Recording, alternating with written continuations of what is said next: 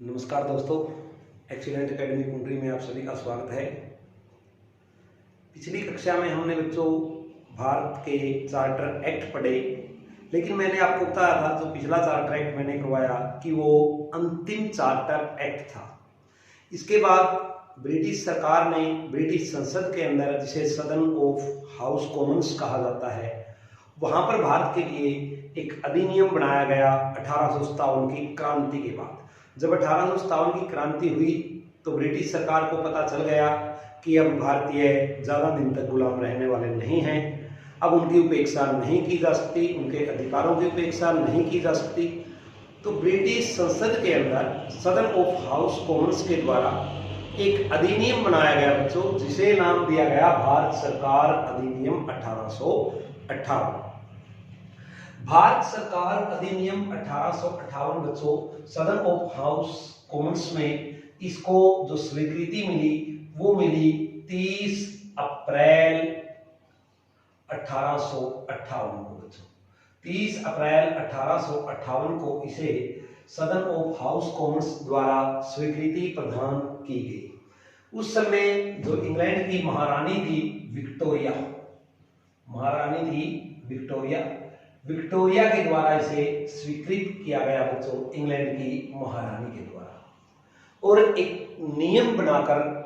अधिनियम बनाकर भारत के अंदर भेजा गया।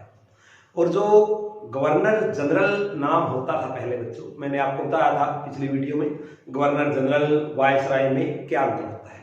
तो गवर्नर जनरल के पद को अब वायसराय में तब्दील कर दिया गया। वायसराय का मतलब था ब्रिटिश संसद का प्रतिनिधि, डायरेक्ट रूप से न कि कंपनी का प्रतिनिधि बल्कि ब्रिटिश सरकार का प्रतिनिधि। तो 30 अप्रैल 1858 को महारानी विक्टोरिया ने इसे स्वीकृत किया और 1 नवंबर 1858 में ये भारत के अंदर पढ़ा गया बच्चों। कहां पर पढ़ा गया? इलाहाबाद के अंदर। कहां पर पढ़ा गया बच्चों? इलाहाबाद के अंदर इसको पढ़ा गया। इलाहाबाद के अंदर इसे पढ़ा गया। किसके द्वारा पढ़ा गया? अब प्रश्न ये होता है बच्चों, कौन था इसको पढ़ने वाला? जो उस समय का हमारा वायसराय था। इस अधिनियम को उस समय के वायसराय जो हमारे थे, यानी कि लॉर्ड कैनिंग के द्वारा इसको पढ़ा गया। लॉर्ड कैनिंग बच्चों याद रखना अंतिम गवर्नर जनरल थे, उसके बाद कैनिंग को ही वायसराय बना दिया गया था। तो लॉर्ड कैनिंग के द्वारा ये अधिनियम 1 नवंबर 1858 को भारत सरकार अधिनियम 1858 यानी एक्ट 1858 को पढ़ा गया। इसी अधिनियम के द्वारा मैंने आपको बताया था बच्चों, हरियाणा जो 1966 में पंजाब से अलग हुआ, 1858 तक हरियाणा यूपी का हिस्सा था। तो यूपी से अलग हुए उस समय 1858 एक्ट के द्वारा ही हरियाणा को यूपी से अलग करके पंजाब में मिलाया गया था, जो हरियाणा का वर्तमान क्षेत्र है बच्चों। 1966 में पंजाब से अलग हुए, ये मैंने बता दिया हरियाणा के बारे में, क्योंकि जब हम हरियाणा के एसएससी के एग्जाम के लिए हरियाणा जीके पढ़ेंगे तो उस समय भी आपको ये बात बच्चों बताई जाएगी कि कैसे हरियाणा अलग हुआ था। तो 30 अप्रैल 1858 विक्टोरिया ने इसको सदन ऑफ हाउस कॉमन्स जो ब्रिटिश संसद थी वहां पर इसको स्वीकृति प्रदान की और 1 नवंबर 1858 को इसे इलाहाबाद में कैनिंग जो वर्तमान में वायसराय कहलाता था बच्चों। हालांकि पहले ये क्या था? जनरल गवर्नर था हमारा, लेकिन अब इसका नाम क्या पड़ गया था बच्चों? वायसराय। इस अधिनियम के तहत जो कार्य हुए, ये अधिनियम क्या था? तो सबसे पहला कार्य यही हुआ बच्चों इस अधिनियम के अंदर। जो प्रथम कार्य था वो क्या था? जो हमारा जनरल गवर्नर था उसका नाम क्या पड़ गया? वायसराय। अब उसे वायसराय कहा जाने लगा। तो ये वायसराय बना, ये इसका प्रथम प्रमुख कार्य था। और ये वायसराय कहां पर बैठेगा? भारत में ही बैठेगा। भारत में ही बैठेगा तो इसके बैठने की जो जगह थी बच्चों वो क्या थी? भारत के अंदर बैठकर ही ये भारत के बारे में फैसले करेगा, भारत का शासन चलाएगा। लेकिन ये ब्रिटिश संसद का प्रतिनिधि होगा, न कि कंपनी का प्रतिनिधि। मैंने बताया था जनरल गवर्नर और वायसराय में यही अंतर था बच्चों, क्या कि जो जनरल गवर्नर था वो कंपनी का अधिकारी होता था, कंपनी के अधीन होता था, लेकिन वायसराय ब्रिटिश संसद के अधीन होता था बच्चों। इसके बाद जो दूसरा महत्वपूर्ण कार्य इसके अंदर हुआ बच्चों, वो था कि इस अधिनियम के तहत जो ब्रिटिश ईस्ट इंडिया कंपनी थी, ब्रिटिश ईस्ट इंडिया कंपनी थी जो, उसको समाप्त करने की घोषणा की गई। इसी अधिनियम के तहत उसको समाप्त करने की घोषणा की गई 1858 में। 1858 में इसे समाप्त करने की घोषणा की गई। और जो ये कंपनी है 1 जनवरी 1874 को औपचारिक रूप से बंद कर दी गई, औपचारिक रूप से भंग कर दी गई कह लो, या बंद कर दी गई ये कह सकते हैं। औपचारिक रूप से भंग करने की घोषणा कब हुई? 1 जनवरी 1874 को बच्चों इसको औपचारिक रूप से समाप्त कर दिया गया। ये दूसरा महत्वपूर्ण कार्य था जो भारत सरकार अधिनियम के तहत 1858 के तहत हुआ। तीसरा और महत्वपूर्ण कार्य था बच्चों कि अब लोक सेवाओं में, जो लोक सेवा थी, सर्विस थी हमारी, उसके अंदर भारतीयों को भी समान रूप से अवसर प्राप्त होने लगा, योग्यता के आधार पर, शिक्षा के आधार पर, न कि जाति, धर्म, लिंग और निवास के आधार पर, बल्कि योग्यता के आधार पर। यानी लोक सेवा आयोग में योग्यता के आधार पर चुनाव, लोक सेवा आयोग में योग्यता के आधार पर चुनाव, योग्यता के आधार पर चुनाव होने लगा बच्चों। किसी जाति, धर्म, लिंग या निवास के आधार पर नहीं, बल्कि किसके आधार पर होने लगा बच्चों? योग्यता के आधार पर इसमें चुनाव होने लगा। और देखो एक यहां पर बड़ा महत्वपूर्ण प्रश्न बनता है बच्चों, क्या किस अधिनियम को भारतीय शिक्षित वर्ग द्वारा अधिकारों का मैग्ना कार्टा कहा गया? किस अधिनियम को भारतीय शिक्षित वर्ग के द्वारा अधिकारों का मैग्ना कार्टा कहा गया? तो बच्चों याद रखना, जो भारतीय सरकार अधिनियम 1858 था, इसी को जो शिक्षित वर्ग था उसके द्वारा क्या कहा गया? अधिकारों का मैग्ना कार्टा, अधिकारों का मैग्ना कार्टा। देखो बच्चों, जब ये घोषणा हुई कि इस अधिनियम के तहत लोक सेवा आयोग में योग्यता के आधार पर चुनाव होगा, शिक्षा के आधार पर चुनाव होगा, कोई भेदभाव नहीं किया जाएगा जाति, धर्म, लिंग और जन्म स्थान के आधार पर, तो भारतीय शिक्षित वर्ग ने इसका स्वागत किया जो ये अधिनियम था, और इसको क्या कहा कि ये अधिकारों का मैग्ना कार्टा है। तो यहाँ पर बड़ा अच्छा प्रश्न बनता है बच्चों, एग्जाम में पूछा जा सकता है, किस अधिनियम को भारतीयों के द्वारा अधिकारों का मैग्ना कार्टा कहा गया? मैग्ना कार्टा क्या होता है बच्चों, इसके बारे में हम विस्तार से चर्चा करेंगे जब हम भारतीय संविधान के बारे में कक्षा शुरू करेंगे, उसके अंदर भी आपको बताया जाएगा मैग्ना कार्टा, तो वहां पर मैं इसका सचित्र रूप से वर्णन करूंगा। अभी हम केवल अधिनियम पढ़ना चाहते हैं, तो अभी हम अधिनियम की बात करते हैं, तो इसे अधिकारों का मैग्ना कार्टा कहा गया। यह तीसरा महत्वपूर्ण कार्य था।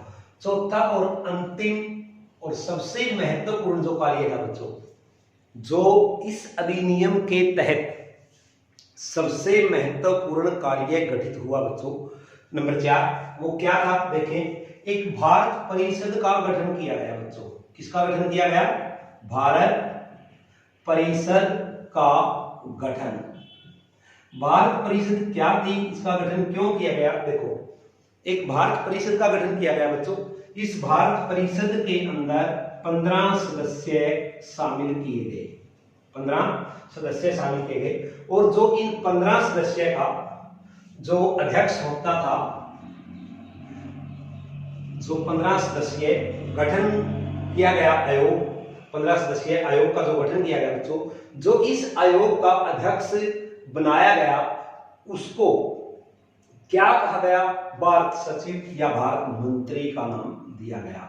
भारत सचिव या भारत मंत्री का नाम इसको दिया गया बच्चों, भारत मंत्री का नाम इसे दिया गया। अब जो अध्यक्ष होता था इसका, यानी भारत सचिव, इंडियन सेक्रेटरी या भारत मंत्री, यह कहां बैठता था बच्चों? जैसे मैंने आपको बताया, जो वायसराय था वो कहां बैठता था? भारत में। लेकिन जो सचिव था, प्रश्न ये भी पूछा जा सकता है, जो भारत सरकार में सचिव था, भारत परिषद के गठन में के समय जो सचिव बना भारत का, वह कहां बैठता था और कौन होता था? यह एक अंग्रेज अधिकारी ही होता था बच्चों। और जो ये बैठने का कार्य करता था, जो अध्यक्ष था, इसके जो बैठने का स्थान था बच्चों, वो था इंग्लैंड यानी लंदन। ये लंदन के अंदर ही बैठकर फैसले लेता था, जबकि वायसराय भारत के अंदर बैठकर फैसले लेता था। जो ये 15 सदस्य थे बच्चों, जो ये 15 सदस्य थे, इनके अंदर भी अलग अलग प्रकार से सदस्यों को चुना गया। कैसे? जो ये 15 सदस्य थे बच्चों, इसके अंदर से 8 सदस्य ब्रिटिश सरकार के द्वारा और 7 सदस्य गवर्निंग काउंसिल के द्वारा। जो गवर्नर की काउंसिल थी, यानी बाद में जो वायसराय बन गया, उसकी जो काउंसिल थी, परिषद थी, जो उसके द्वारा, जो गवर्नर परिषद थी, 7 सदस्यों का चुनाव उनके द्वारा होता था और 8 सदस्य का चुनाव बच्चों ब्रिटिश संसद के द्वारा किया जाता था। ब्रिटिश संसद के द्वारा किया जाता था। और ये क्या था? जो गवर्निंग काउंसिलिंग थी, जो गवर्निंग काउंसिल थी, जो उसके द्वारा 7 सदस्यों का चुनाव भारत के अंदर किया जाता था। तो भारत परिषद का गठन बड़ा ही महत्वपूर्ण था। ये कहां पर, मैंने आपको बताया बच्चों कि ये बैठता कहां पर है? लंदन के अंदर ही यह बैठेगा। इसके बाद देखो, जो 1858 एक्ट में ये सभी महत्वपूर्ण कार्य हुए, इसके बाद क्या हुआ बच्चों? 1869 एक्ट आया। क्या आया? 1869 एक्ट। इस एक्ट के अंदर एक महत्वपूर्ण चीज थी, जो क्या घटित हुई? जो भारत के अंदर वायसराय था, जो भारत के अंदर वायसराय था, उसे विदेश में रहने वाले भारतीय, जो विदेश में रहने वाले भारतीय थे, विदेश में रहने वाले भारतीय थे, उनके संबंध में कानून बनाने का अधिकार प्राप्त हुआ। कानून बनाने का अधिकार प्राप्त हुआ बच्चों इस अधिनियम के द्वारा। 1869 एक्ट की एक महत्वपूर्ण बात ये थी बच्चों कि इस अधिनियम के द्वारा, 1869 एक्ट के द्वारा विदेश में रहने वाले भारतीयों के लिए कानून बनाने का अधिकार प्राप्त हुआ बच्चों। किसको? वायसराय को। किसको बच्चों? वायसराय को इसका अधिकार प्राप्त हुआ। ये इस एक्ट की एक महत्वपूर्ण घटना थी बच्चों। उसके बाद 1873 एक्ट के द्वारा, जो मैंने कहा, जो 1873 में, यहां पर ये चीज बताई बच्चों कि 1 जनवरी 1874 को इसे बंद कर दिया गया। ये किसके द्वारा हुआ था? 1873 एक्ट के द्वारा। जो ब्रिटिश ईस्ट इंडिया कंपनी को औपचारिक रूप से समाप्त किया गया, वो किस एक्ट के द्वारा किया गया? अगर प्रश्न पूछा जाए, हुआ 1874 में था, लेकिन एक्ट कौन सा था बच्चों? 1873 एक्ट के द्वारा इसे समाप्त किया गया। 28 अप्रैल 1876 को, 28 अप्रैल 1876 को बड़ी ही महत्वपूर्ण घटना हुई बच्चों। क्या घटना हुई? 28 अप्रैल 1876 को जो विक्टोरिया थी, उसे भारत की साम्राज्ञी घोषित किया गया। विक्टोरिया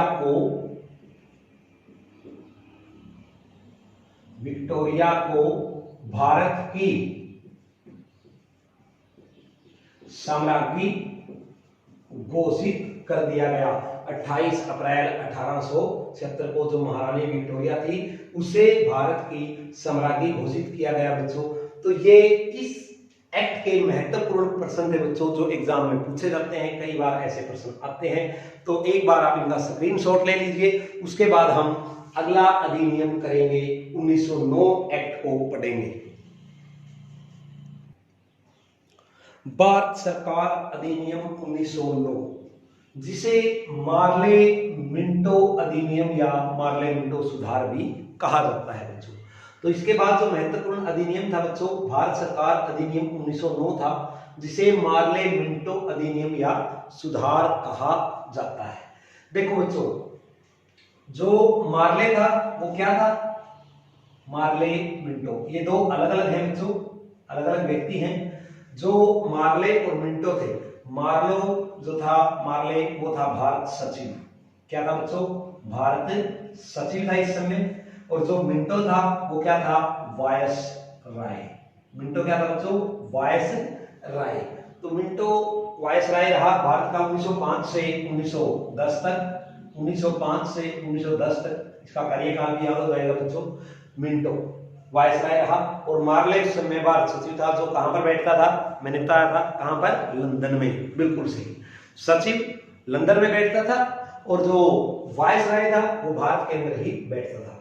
इस अधिनियम के अंदर जो महत्वपूर्ण घटनाएं हुई, महत्वपूर्ण कार्य हुए बच्चों, वो क्या थे, देखिए ये बड़ा ही महत्वपूर्ण अधिनियम है, क्योंकि इसी अधिनियम के तहत भारत की राजधानी बदली गई थी। इसी अधिनियम के तहत पहली बार, इसी अधिनियम के तहत पहली बार गवर्निंग काउंसिल में, जो गवर्निंग काउंसिल के 15 सदस्य थे बच्चों, जो मैंने अभी बताए थे, 8 का चुनाव ब्रिटिश संसद के द्वारा और 7 का गवर्निंग काउंसिल के द्वारा होता था। उन 15 सदस्यों में एक भारतीय को शामिल किया गया। प्रश्न पूछा जा सकता है बच्चों कि पहला सदस्य कौन सा है जो गवर्नर जनरल काउंसिल का सदस्य बना, तो उस भारतीय का नाम क्या था बच्चों, उस भारतीय का नाम था बच्चों, देखो जब भी आपको ये चीज करवाई जाए बच्चों, मैंने कहा था हर चीज मैं बोर्ड के ऊपर नहीं लिख सकता, आप पेन कॉपी हमेशा साथ में रखें। चाहे कोई भी कक्षा आप ऑनलाइन देखें बच्चों, उसके अंदर जब भी आप ऑनलाइन देखते हैं तो पेन कॉपी अपनी हमेशा साथ रखें, ताकि जो चीज लिखी नहीं गई वो आप साथ के साथ नोट कर सकें और आपके अच्छे से नोट्स तैयार हो सकें। तो देखो बच्चों, जो पहले सदस्य थे वो कौन थे, सत्येंद्र प्रसाद सिन्हा। सत्येंद्र प्रसाद सिन्हा पहले भारतीय थे जो जनरल गवर्नर काउंसिल के सदस्य बने। काउंसिल के सदस्य बने, वो क्या थे, पहले भारतीय थे बच्चों। ये प्रश्न भी याद रखना, पूछा जा सकता है प्रथम भारतीय जो गवर्निंग काउंसिल का सदस्य बना वो कौन था, तो कौन था, सत्येंद्र प्रसाद सिन्हा। सत्येंद्र प्रसाद सिन्हा पहले सदस्य थे। पहला महत्वपूर्ण कार्य तो इसमें यही हुआ बच्चों। दूसरा जो महत्वपूर्ण कार्य था वो इसके अंदर क्या हुआ बच्चों, अब विधान परिषद में पूरक प्रश्न पूछने का अधिकार प्राप्त हुआ। किसका, पूरक प्रश्न पूछने का हक मिला। विधान परिषद के अंदर पूरक प्रश्न पूछने का अधिकार प्राप्त हुआ। जो विधान परिषद का गठन किया गया उसके अंदर अब पूरक प्रश्न पूछे जा सकते थे। केवल पूरक प्रश्न ही नहीं पूछे जा सकते थे बच्चों, बल्कि सार्वजनिक हित के मामलों में बहस भी की जा सकती थी। बल्कि जो सार्वजनिक हित के मामले थे बच्चों, सार्वजनिक हित के जो मामले थे, हित के मामलों में बहस करने का अधिकार भी, मामलों में बहस करने का अधिकार भी प्राप्त हुआ इस अधिनियम के द्वारा। ये इसका, इस अधिनियम का तीसरा महत्वपूर्ण कार्य था बच्चों जो इसके अंदर घटित हुआ। चौथा और अंतिम जो सबसे महत्वपूर्ण कार्य था बच्चों वो इसके अंदर क्या घटित हुआ देखें। उससे पहले आपको एक चीज और बता देता हूं बच्चों, 1911 में 1910 तक जो ये थे वायसराय हमारे मिंटो रहे। 1911 में जो हमारे वायसराय बने बच्चों वो बने लॉर्ड हॉर्डिंग। लॉर्ड हॉर्डिंग को भारत का वायसराय नियुक्त किया गया। लॉर्ड हॉर्डिंग ने जो कार्य किए, क्या किए, महत्वपूर्ण कार्य जो लॉर्ड हॉर्डिंग के समय में हुए, क्योंकि यहां से प्रश्न पूछा जाता है बच्चों कि किस वायसराय के शासनकाल में भारत की राजधानी कलकत्ता से दिल्ली स्थानांतरित की गई, तो इसलिए यहां पर ये बताना जरूरी है बच्चों। देखो हर स्टेप में से प्रश्न निकलता है अगर आप ध्यान से सोचें तो देखो बच्चों 1911 में लॉर्ड हार्डिंग को भारत का वायसराय नियुक्त किया गया। लॉर्ड हार्डिंग के शासन काल में ही महत्वपूर्ण कार्य था जो क्या घटित हुआ बच्चों। नंबर 1 तो बंगाल विभाजन रद्द हुआ। इसके अंदर क्या हुआ, बंगाल विभाजन को रद्द कर दिया गया। बंगाल विभाजन रद्द, पहला महत्वपूर्ण कार्य। जो दूसरा महत्वपूर्ण कार्य घटित हुआ इसके काल में वो क्या था, भारत की राजधानी दिल्ली बनाई गई। दिल्ली भारत की राजधानी बनाई गई बच्चों कब? ये भी एग्जाम में प्रश्न आता है, दिल्ली भारत की राजधानी कब बनाई गई? देखो बच्चों, अगर ये प्रश्न पूछा जाता है तो दिल्ली भारत की राजधानी बनाई गई 1912 में, यानी 1 जनवरी 1912 से भारत की राजधानी दिल्ली। ये घोषणा हालांकि 1911 में कर दी गई थी हालांकि इसकी घोषणा 1911 में की थी, जब जॉर्ज पंचम भारत आए थे। जब जॉर्ज पंचम भारत आए थे और इसकी घोषणा हुई थी बच्चों, उसके बाद 1 जनवरी 1912 से भारत की राजधानी दिल्ली मानी गई। इससे पूर्व जो भारत की राजधानी थी वो कलकत्ता थी बच्चों। दिल्ली से पहले जो भारत की राजधानी थी वो क्या थी बच्चों? कलकत्ता। तो कलकत्ता को बदलकर क्या कर दिया गया? दिल्ली कर दिया गया। लॉर्ड हॉर्डिंग के शासनकाल में ये इसकी दूसरी महत्वपूर्ण घटना थी इस काल में जो हुई। चौथा और अंतिम कार्य जो भारत सरकार अधिनियम, ये लॉर्ड हॉर्डिंग के कार्य है बच्चों, इसी अधिनियम के तहत आएंगे जो मैंने बताया। अब देखो बच्चों, चौथा और सबसे महत्वपूर्ण जो कार्य हुआ वो थी सांप्रदायिक निर्वाचन प्रणाली। सांप्रदायिक निर्वाचन प्रणाली, ये क्या थी बच्चों? सांप्रदायिक निर्वाचन प्रणाली। बड़ा ही महत्वपूर्ण प्रश्न है सांप्रदायिक निर्वाचन प्रणाली। प्रश्न पूछा जाता है एग्जाम में बच्चों, सांप्रदायिक निर्वाचन प्रणाली का प्रारंभ कब हुआ? इसका प्रारंभ कब हुआ? ये प्रश्न पूछा जा सकता है बच्चों 1909 एक्ट के द्वारा, और 1909 में ही इसको शुरू किया गया सांप्रदायिक निर्वाचन प्रणाली। अब सांप्रदायिक निर्वाचन प्रणाली का मतलब क्या था? समुदाय, जाति या धर्म के आधार पर अलग से आरक्षण प्राप्त होना। संप्रदाय, जाति, धर्म के आधार पर अलग से आरक्षण प्राप्त होना। तो इस सांप्रदायिक निर्वाचन प्रणाली में कितने समुदायों को आरक्षण प्राप्त हुआ? केवल एक को, केवल एक समुदाय को बच्चों, केवल एक समुदाय को इसके तहत आरक्षण प्राप्त हुआ। इस प्रणाली के तहत जो आरक्षण मिला बच्चों, केवल एक समुदाय को मिला, और वो समुदाय कौन सा था बच्चों? मुस्लिम। किसको मिला बच्चों? मुस्लिम समुदाय को सांप्रदायिक निर्वाचन प्रणाली में पहली बार जो आरक्षण दिया गया बच्चों, वो किसे दिया गया? मुस्लिमों को दिया गया। पहली बार केवल और केवल एक ही वर्ग को आरक्षण दिया गया था। किसको? मुस्लिम वर्ग को आरक्षण दिया गया। हालांकि जब हम सांप्रदायिक निर्वाचन प्रणाली की बात करते हैं तो इसका जो विस्तार हुआ उनके बारे में भी बात करना यहाँ पर जरूरी है बच्चों। सांप्रदायिक निर्वाचन प्रणाली का जो विस्तार हुआ 2 बार हुआ बच्चों। सांप्रदायिक निर्वाचन प्रणाली का जो विस्तार हुआ बच्चों 2 बार हुआ। एक तो 1919 एक्ट के अंदर हुआ। देखो हम यहाँ पर बताते हैं थोड़ा सा, वैसे हमें 1919 एक्ट में ही करना था, फिर भी यहाँ पर बता देते हैं क्योंकि प्रश्न यहीं से निकलता है। जो इस प्रणाली का विस्तार हुआ, सांप्रदायिक निर्वाचन प्रणाली, पहले केवल एक समुदाय को आरक्षण दिया गया था। उसके बाद 1919 एक्ट में, सॉरी 1919 एक्ट में इसके अंदर विस्तार हुआ एक बार। तो दूसरी बार जो इसमें विस्तार हुआ बच्चों वो कब हुआ? दूसरी बार इसके अंदर जो विस्तार हुआ बच्चों वो हुआ 1935 एक्ट के द्वारा। 1935 एक्ट के द्वारा सांप्रदायिक निर्वाचन प्रणाली में विस्तार हुआ। प्रश्न पूछा जा सकता है 1919 में कितने समुदायों को आरक्षण मिला था? केवल एक को। अब प्रश्न ये भी पूछा जा सकता है कि प्रथम विस्तार में जो 1919 में हुआ कितने संप्रदायों को आरक्षण प्राप्त हुआ? 4 संप्रदाय को आरक्षण प्राप्त हुआ बच्चों पहले विस्तार के अंदर, और दूसरे के अंदर 3 संप्रदाय को विस्तार प्राप्त हुआ। तो जो विस्तार था 2 बार हुआ, पहली बार 1919 में, दूसरी बार 1935 एक्ट में इसका विस्तार हुआ सांप्रदायिक निर्वाचन प्रणाली। तो पूछा जा सकता है भारत में पहली बार सांप्रदायिक निर्वाचन प्रणाली की शुरुआत कब हुई? कब हुई बच्चों? 1909 में। सांप्रदायिक निर्वाचन प्रणाली में पहली बार विस्तार कब हुआ? 1919 में। दूसरी बार विस्तार कब हुआ? 1935 में। 1919 में कितने संप्रदायों को आरक्षण प्राप्त हुआ? 4। और 1935 में किन संप्रदायों को या कितने संप्रदायों को विस्तार प्राप्त हुआ? 3। अब ये 4 संप्रदाय कौन कौन से थे बच्चों? देखें जो 4 संप्रदायों को विस्तार प्राप्त हुआ वो कौन कौन थे। नंबर 1 जो पंजाब के अंदर सिख थे, जो पंजाब के अंदर सिख थे, पहला उनको विस्तार प्राप्त हुआ। दूसरा जो भारत के अंदर ईसाई बन गए थे, जिन्होंने ईसाई धर्म अपना लिया था, यानी ईसाई कौन से, भारतीय, उनको ये विस्तार के अंदर उनको फायदा हुआ, जो सिख थे, जो ईसाई थे। तीसरे जो यूरोपियन थे, जो क्या थे, यूरोपियन, उनको।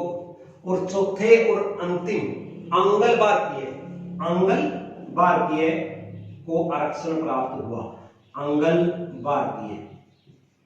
अब देखो बच्चों, अंगल भारतीय क्या होते हैं। अंगल भारतीय से मतलब है ऐसे भारतीय जिनके माता और पिता में से एक तो भारतीय हो और एक ब्रिटिश हो, यानी कि अंग्रेज हो। दो शब्दों से मिलकर बना है।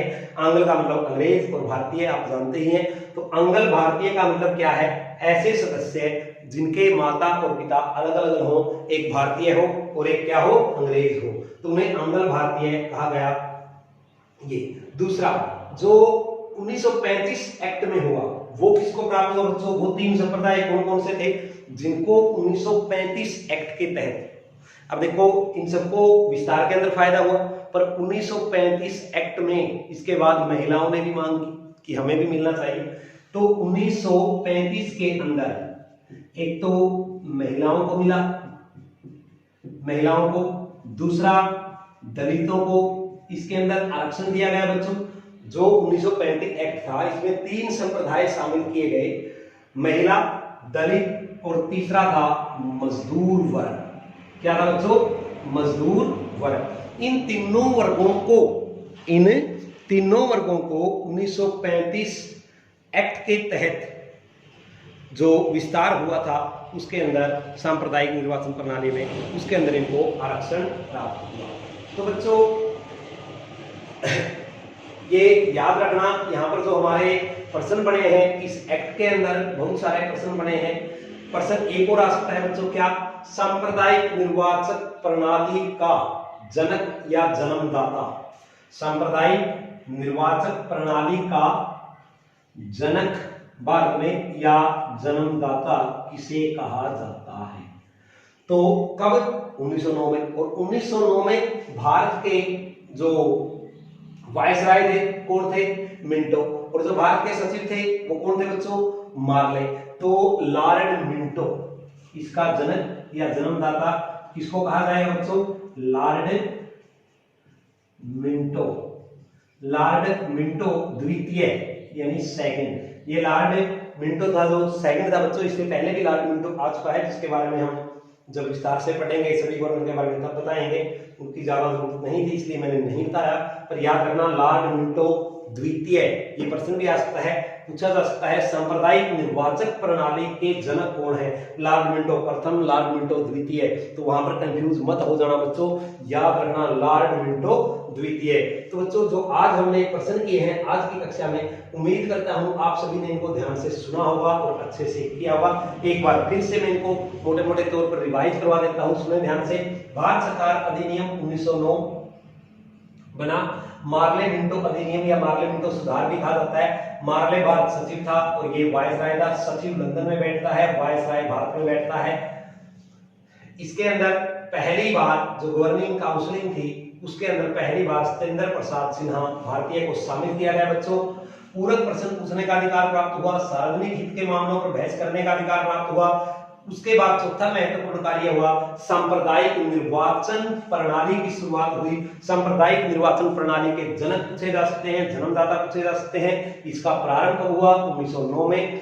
इसके द्वारा क्या हुआ, पहली बार आरक्षण प्राप्त हुआ। और ये पूछा जा सकता है बच्चों कितने समुदाय को, याद रखना प्रश्न कहां से निकलते हैं वो चीज ध्यान रखना, कितने संप्रदाय को 1909 भारत सरकार अधिनियम के द्वारा आरक्षण प्राप्त हुआ, केवल एक समुदाय को, किसको, मुस्लिम समुदाय को। बाद में इसमें विस्तार हुआ 2 बार, 1919 एक्ट में और 1935 एक्ट में। जब ये एक्ट करेंगे हम अगली कक्षा में तब इनके बारे में दोबारा से फिर से बताएंगे हम। तो देखें सिख, ईसाई, यूरोपियन और आंग्ल भारतीय, ये 4 थे जिनको विस्तार का फायदा हुआ। 1935 एक्ट में 3 थे जिनको विस्तार का फायदा हुआ, महिलाएं, दलित और मजदूर। तो ये थी बच्चों आज की कक्षा। अगर आपको लगता है बच्चों कि हमारे लेक्चर से आप कुछ भी नया सीख पाए हैं, 1% भी अगर आप नया सीख पाए हैं, तो बच्चों इतना जरूर कर देना कि इसको लाइक कर देना, सब्सक्राइब कर देना, अपने दोस्तों के पास शेयर कर देना। अगर आपको लगता है कि आपने कुछ भी आज की कक्षा में नया नहीं सीखा, 1% भी आपको नया सीखने को नहीं मिला, तो बेशक डिसलाइक कर देना, कोई दिक्कत नहीं होगी बच्चों। लेकिन अगर आपने, जो मैंने कहा, 1% भी बच्चों इसके अंदर आपने कुछ नया सीखा है, तो आप अवश्य ही लाइक, सब्सक्राइब और शेयर करें। ध्यान रहे, लाइक, शेयर और सब्सक्राइब करना ना भूलें। बेल आइकन को दबाएं बच्चों। धन्यवाद। जय हिंद।